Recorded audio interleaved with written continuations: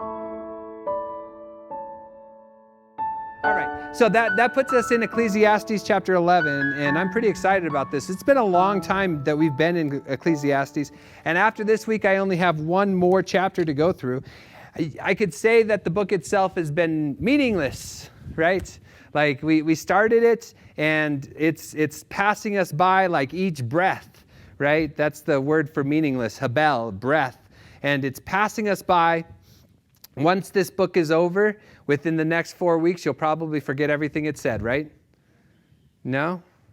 Okay, but we're doing some Christmas ideas in Ecclesiastes, and because it's the third week of Advent, many people are celebrating joy this week. We've had 3 different Advent themes. The first one was hope, the second one was peace, the third one is joy, and then next week somehow I'm going to talk about love. And I started thinking about joy and what kind of things bring me happiness, bring me joy. And I looked up the definition of joy, and it is a feeling of great pleasure and happiness. That's how the dictionary defines joy, a feeling of great pleasure and happiness. And so you can tell right away it's about how you feel, right? That's how the world defines joy, about how you feel in the moment. And it's got to be a good feeling, a feeling of pleasure. And you can think back in your own lives about times of joy, times that brought you feelings of pleasure. For me, one thing that brought me feelings of pleasure was the first time I saw my wife walk down the aisle. Like that, I felt my heart leap, right? I was filled with joy whenever I saw her walk down the aisle. Another time that I can think of that made me be filled with joy is the time that my first son was born. It's not that Isaiah didn't bring me joy at his birth, but there was more anxiety attached to that than there was joy. With Michael, though, I got to hold him for his first hour while January was in recovery. And I remember just sitting in the rocking chair, just rocking my child. And that feeling of joy was something that, like, it's one of the only ways that I can describe it, a feeling of great pleasure, right? A feeling of joy. And that is what joy is, but joy is more than a feeling, don't you think? Right? In fact, there's ways that joy can be an action. For instance, when Peter and John go to the temple, and they are approaching the man who had been paralyzed, and they say, "Silver and gold, we don't have any, but what we give to you, we give you in the name of Jesus. Rise and walk." And immediately the man stood to his feet, and he began to leap and rejoice. Do you see joy as an action, like he's jumping around? That's why we even say the words leap or jumping with joy. Have you ever said something like that? Right? Because joy is something that is not just an inward feeling, but when it's expressed outwardly, that's a good thing too. We want joy that is both, right? And there are things that bring joy. Physical things, circumstantial things that bring joy. The man leaping to his feet, he was full of joy because now he can finally walk. And that's a reason to celebrate. It's a reason to be glad. I'll show you another thing. This may be something that, the psalmist in Psalm 104 talks about things that bring him joy. And notice the source of these things tend to be God. But he says this, he says, "He," being God, "makes grass grow for the cattle and plants for people to cultivate, bringing forth food from the earth, wine that gladdens the human hearts, oils that make their face shine, and bread that sustains their hearts." And so here in that verse, what we find is that there's points where wine might even gladden or bring a sense of joy. And if you've ever drinking wine, you know that that's fleeting, isn't it? Like it starts off, maybe you might be a little bit happy, but after a while, that circumstance will change. And that joy is gone. And that's the case with a lot of joy that is founded on circumstance. Joy is often fleeting. It's based on that circumstances. And because we have no control over that circumstance, our joy itself might change when the circumstance changes. And as we've read through the book of Ecclesiastes, he's been looking at finding happiness, finding meaning, finding value. Where? Under the sun. And so his source for happiness, meaning, value, maybe you would say joy, is going to be all physical things, like a humanist way to find joy in the world. And it's going to be just the type of things that I just mentioned. Marriage, children, maybe even wine, all those circumstances in life that are based on physical things. And the problem with that, of course, is it's fleeting. It's meaningless in the idea that it's like a breath. We breathe it in, we breathe it out, and then it's gone. For instance, I had a lot of joy when my wife walked down the aisle. But later on in our marriage, we had a lot of frustration too, right? Like I can't describe my marriage as pure joy, and I don't think anybody who's ever been in one would describe their marriage as pure joy either, right? Sometimes it doesn't always work out like that. There's my son too, right? I was filled with joy whenever I held him in that rocking chair.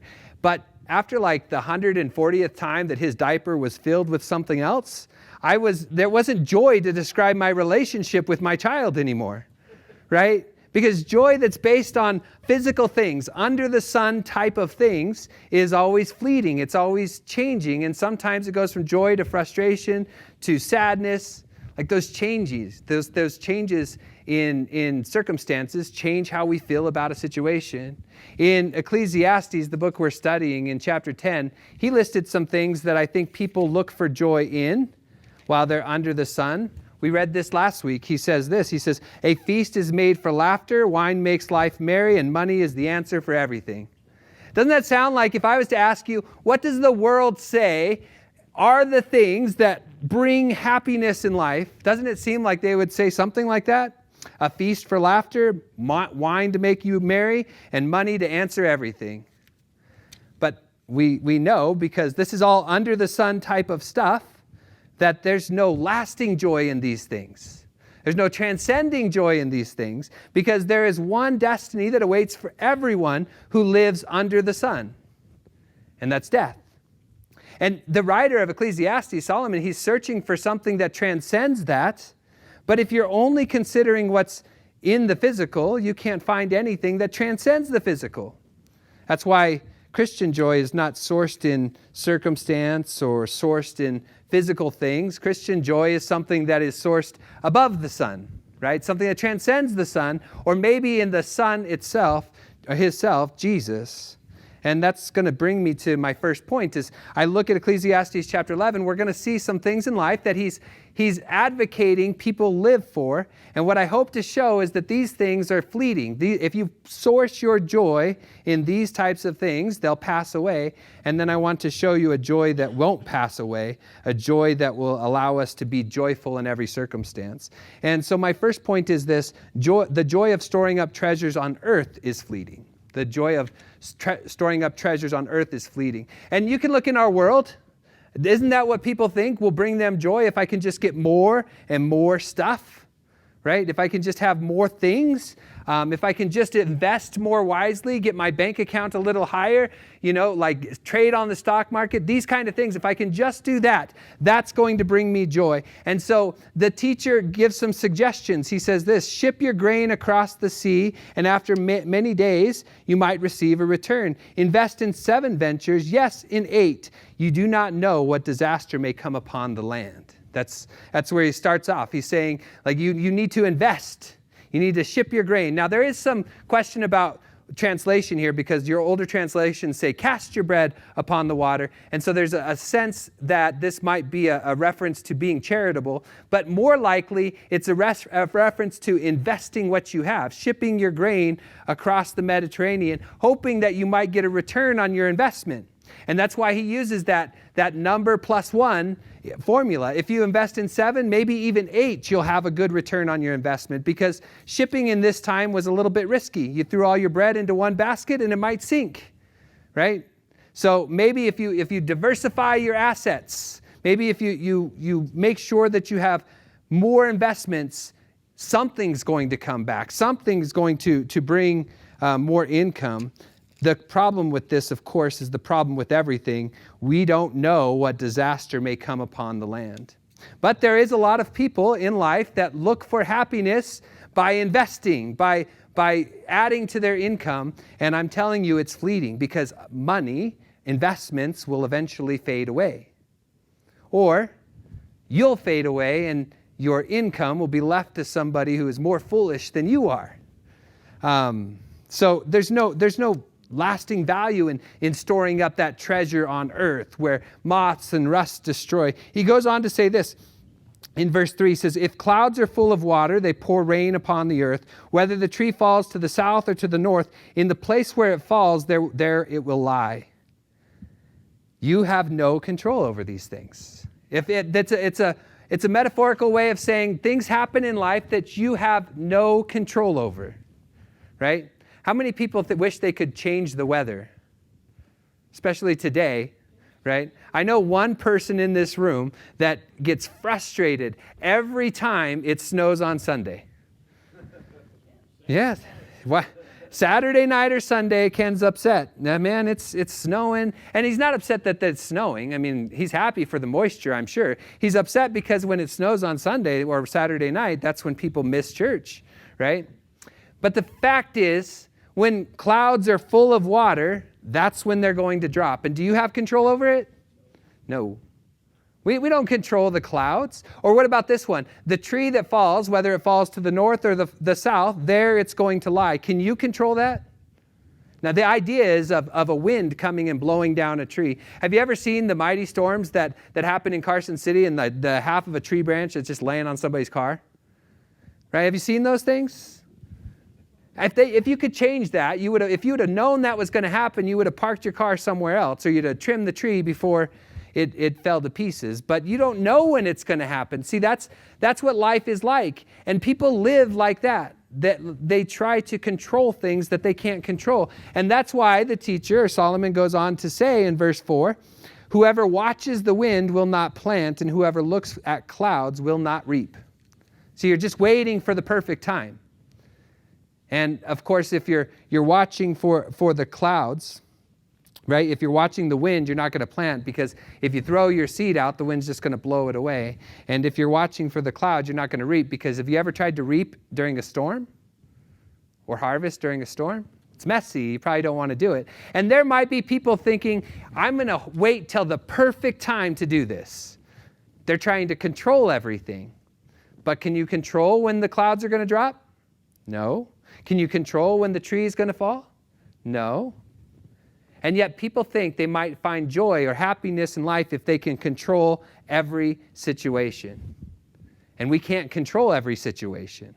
Sometimes it rains on a Sunday. And because you have no control over that situation, the only thing you can do is control how you react to that situation.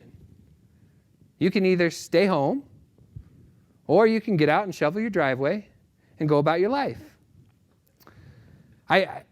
I think the problem is, though, people live their life thinking they'll be happy if they can control every situation. You can't. You'll be happy if I can just invest more. That won't bring you happiness. See, because we are not in control. Verse 5 says, you do not know the path of the wind or how the body is formed in the mother's womb, so you cannot understand the works of God, the maker of everything. We just have no understanding.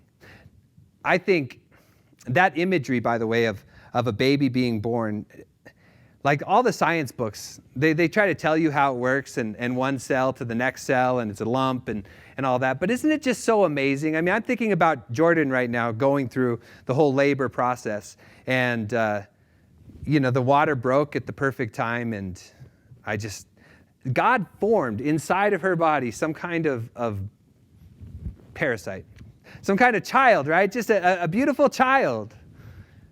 It's when we devalue it, that's what we say. It's a parasite. It's a something else. But no, it's a child. God did that. How amazing is that? And if we can't understand it, we can't understand all the works of God. And we're not going to find pleasure in life by trying to control everything. That's not going to bring it. In Matthew chapter 6, Jesus talks about where we should store our treasure. Not shipping it across the sea, hoping for a return on our investment. Not sitting around waiting for the perfect time to start working. No, Jesus tells us where we should store our treasure. In Matthew chapter 6, verses 19 through 21, he says this, do not store up for yourself treasures on earth where moths and vermin destroy and where thieves break in and steal, but store up for yourself treasures in heaven where moths and vermin do not destroy and where thieves do not break in and steal. For where your treasure is, there your heart will be also. You see the difference? When you treasure, find joy and value in the things of the world, those things are fleeting. Moths are going to come. Vermin are going to come. Rust is going to destroy. If your joy is found in physical things, that's what's going to happen to it. But Jesus shows us a place that we can source our joy, our happiness, our hopes in something that does bring back a better return, right? Does have some kind of transcending value, and that's by storing up treasures in heaven where there are no moths and vermin or rust. Because where your treasure is, there your heart will be also. And I kind of think if you think about that, where do you find joy? It's in the things that you value the most. And if you value something that transcends the physical, if you value God, then your joy is not going to be based on the physical circumstances of your life. It's going to transcend it. My second point is that joy in youth is fleeting. Does anybody feel that? I'm not talking to a bunch of teenagers here. I know people, you all are like me, right? Over 40, I think. And you all know that life was not as like when you were under 40, it was great. But as you get older, your knees start to hurt, right? Does everybody feel me? You start to feel your age. And the problem is, you're supposed to find joy in your youth because life is fleeting. Here's what he says in verse 7. He says, light is sweet, and it pleases the eye to see the sun. However many years you live, let them enjoy them all, but let them remember the days of darkness, for there will be many. Everything to come is meaningless. You who are young, be happy while you're young, and let your heart give you joy in the days of your youth. His point is, enjoy life while you're living it. Whether you're old or young, as long as your face, that's how he says it, as long as your face can see the sun. He says light is sweet. Anybody tasted light? You can't taste light, right? But when you describe light as sweet, you're saying it's enjoyable. It's something fabulous. You're finding joy in being alive, in living under the sun. But the warning that the teacher gives us is a reminder that though you're living in the light now, days of darkness are going to come. Because life itself is fleeting. Life itself is passing us by. As we take every breath in and breathe out, we'll never get that breath back. And so the encouragement of the teacher is to enjoy the time that you have. Soak up the sun. Find pleasure in your youth, right? You are young, be happy while you're young, and let your heart give you joy in the days of your life. And that's what we're looking for is joy. But there's going to be a warning in here. Here's what he says. He says, follow your heart and whatever your eyes see, but know that for all these things, God will bring you into judgment. It's like a warning saying, hey, as long as you're young, have fun. Just don't have too much fun because there's a day that's certain that's in front of everyone. That's Judgment Day. It's there waiting for us. I've gotten to work with a lot of kids, and actually me and Ken were talking about this Saturday as we were ringing bells for Salvation Army. It seems as if youth have this way of coming through youth group and then leaving youth group and doing nonsense things, following all the paths of their heart and their eyes. And when they get older, that's when they realize that life is really fleeting. It's passing them by, and next thing you know, you see them show back up to church or call you up on the phone and say, hey, Michael, I need something, right? That's how it goes. Young people just seem to forget that judgment is what waits for everyone until they start to realize that their life is passing them by and they start to think about what comes after it. My point is that joy itself is not found in youth. We're supposed to enjoy the days of our life, but that's not where joy is sourced. And so now I'm going to take us out of Ecclesiastes and look at my third point, which is joy under the sun is everlasting. And it's not a joy that we find under the sun, S-U-N, but a joy that we find under the sun, S-O-N, right? something that transcends the physical. Joy in the Son, in Jesus, is everlasting. It's something that isn't based on the physical circumstances of the moment because it's based in heaven. This is why Paul can say in Philippians chapter 4, verse 4, rejoice always. I will tell you again, rejoice.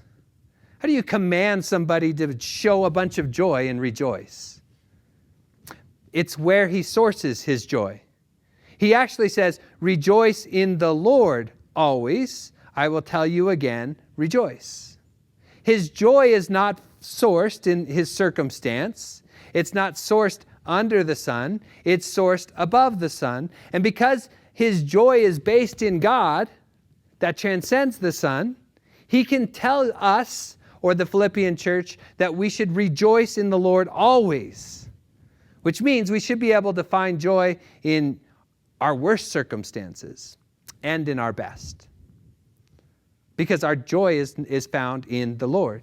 And it's kind of where joy, if you follow joy, which I've gotten the opportunity to do this week, I followed joy throughout the Bible, and joy is typically linked to deliverance in the Old Testament, right? You start to see joy pop up after the people were delivered from Egypt.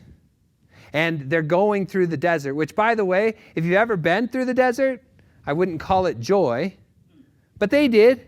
They said it was joy, and they had all these feasts. And guess what they were supposed to do in every feast? Rejoice, show joy.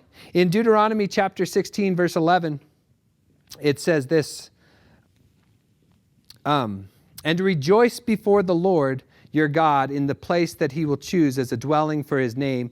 You, your sons and your daughters, your male and your female servants, the Levites in your town, the foreigners, the fatherless, the widows living among you. And remember that you were slaves in Egypt, and follow carefully these decrees. The reason they were able to rejoice was God had delivered them from Egypt, from the land of oppression to a new promised land. And when God put his name in that place, they were supposed to celebrate with joy. And of course, they messed that up, and they found themselves in exile. But God gave them a future hope, a future rescue, deliverance. And that was the Israelites' place of joy. In Isaiah 51, verse 11, it says this, those the Lord has rescued will return, and they will enter Zion with singing. Everlasting joy will crown their heads. Gladness and joy will overtake them, and sorrow and sighing will flee away. There's no more sorrow. There's no more sighing. There's no more tears. They'll all be gone. Why? Because the Messiah has come. See, as they looked forward to the joy that they didn't get to have because they were in exile, they could still rejoice because they knew that God was going to send a deliverer, somebody that they could place their hope in, somebody that would bring them good news of great joy. And what did the angels say in Luke chapter 2? I bring you good news of great joy that's for all people. Let's read it. In Luke chapter 2, verse 8, it says this, and there were shepherds living on the field nearby, keeping their watch over their flocks at night. An angel of the Lord appeared to them, and the glory of the Lord shone around them, and they were terrified. But the angel said to them, do not be afraid. I bring you good news that will cause great joy for all people. Today in the town of David, a Savior has been born to you. He is the Messiah, the Lord. The reason they could have joy is their hope had been realized in the Messiah. He's here. He's born in the town of David, just as the prophets had talked about. He is a Savior.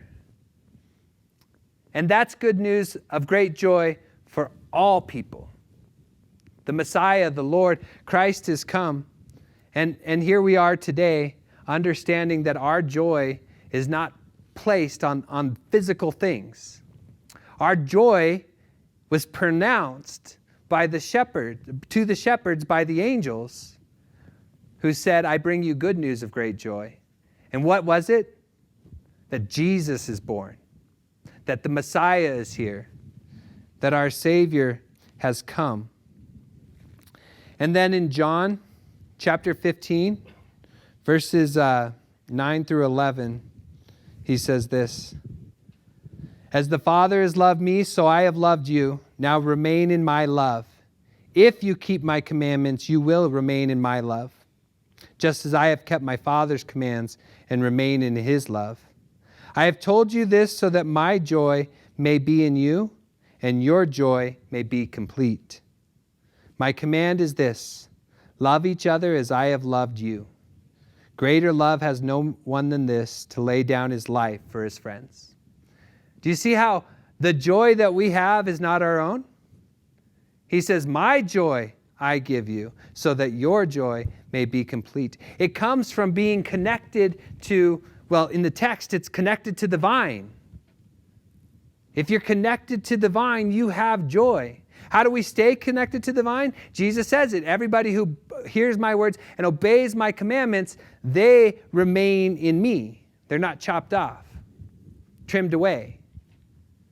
And when that happens, you have his joy, so that your joy can be complete. See, Christian joy is not based under the sun. It comes to us from the Son, from Jesus, who was born, placed in a manger, and then raised up on the cross, and now sitting at the right hand of God. And so we look forward in every circumstance with joy today, don't we? I mean, we're looking forward to the wedding banquet of the Lamb, where we see the bridegroom coming. And like John the Baptist, he said, that joy is mine because he saw the bridegroom. And we look forward to that day when we see the bridegroom coming for his bride, the church. Our joy will be complete. And there will be expressions of joy. And like Isaiah was talking about, and like Revelation tells us, there will be no more tears, no more pain, no more sorrow, no more reason to be sad, because Jesus, the bridegroom, has come. And that's what Christmas is about. It's not simply about looking at Jesus placed in a manger, but it's about looking forward to the day that Jesus comes back. And when he comes back, we'll experience the joy that he talks about. We can experience that now, today, when we realize that our joy is not based on physical things, but in a God who transcends the physical. We're going to sing a song.